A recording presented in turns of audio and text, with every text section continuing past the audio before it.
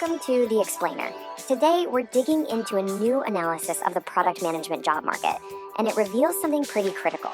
If you think the recent hiring surge is just a simple thaw, you're about to find out you're missing the real story. Let's get into it. All right, first up, we're going to look at what seems like fantastic news for anyone in the product world. The numbers are up, and on the surface, things are looking pretty great. So check this out. Just last month, product hiring jumped by 12%. I mean, after a long hiring freeze, a double-digit increase like that is definitely going to get your attention. And we're not just talking about entry-level spots here. Leadership roles are up a massive 17% year over year, and that growth is happening in every single major region. So you see those numbers and you think, great, it's a recovery story. The freeze is over, jobs are back, and things are just returning to normal. But is it really that simple? Not so fast, because the real story, the one that's kind of hidden beneath these really promising numbers, is something else entirely. You see, this isn't a recovery in the way we usually think about it. It's a fundamental reclassification of the product manager role itself. The job didn't just go away and come back, it actually changed. And here's the hard truth, right? Most candidates are still out there polishing their resumes for jobs that quietly died months ago. They're basically chasing ghosts. And this isn't just a hunch. The data on this is massive. The World Economic Forum predicts that by this year, 54%, that's over half, of the entire global workforce is going to need significant reskilling. This isn't some future trend. It's happening right now. And this is the shift. Companies are not hiring roadmap babysitters anymore. The new roles, the ones in demand, are for AI workflow architects, people who can build, integrate, and automate, not just manage a backlog. Okay, let's make this concrete. There's a story from The Source about a robotics startup in Pune, India, and this case study just brings the whole concept to life. So they needed to fill one single product manager seat.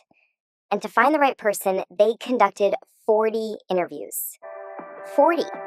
Of those 40 candidates, 36 of them gave these perfectly polished, rehearsed answers about sprint planning, stakeholder alignment, and road mapping. You know, they were textbook perfect, but for a textbook that's now totally out of date. But only 4 of the candidates thought to dig a little deeper.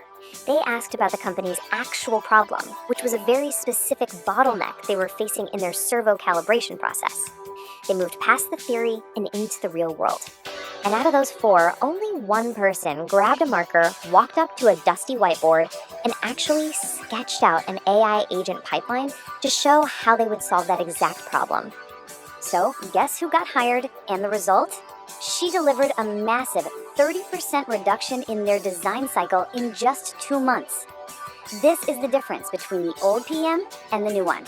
Immediate, measurable, technical value. So, how do you adapt? I mean, whether you're hiring or job hunting. How do you become that 1 in 40 candidate?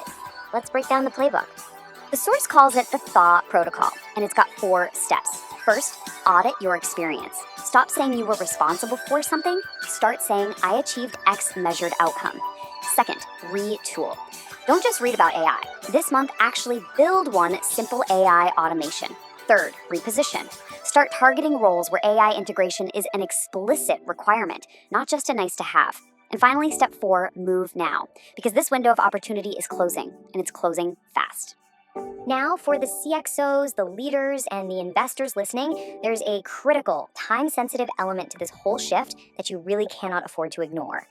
So while a majority of firms, we're talking 56%, report zero return on their AI investments, it's the 34% that have truly restructured their operations who are seeing the results. And they're the ones hiring these new builders, not just more managers. For investors and hiring managers, this means there's this unique pool of top-tier talent available right now. Senior product people who were displaced during the recent slowdown, but who have these new builder skills. But here's the catch. That window of opportunity to acquire these game-changing builders is closing incredibly fast. The source is very clear. By the third quarter, that talent is going to be locked down. So if you take one thing away from this explainer, let it be this. The market didn't just stop and restart. The freeze was a catalyst for fundamental change. It really did rewire the entire circuit board of product management. And this leaves us with a final, kind of provocative question to think about for yourself and for your organization. The landscape has changed. The roles have been redefined. So what is the biggest skill gap you're facing right now? And what are the concrete steps you're taking to close it?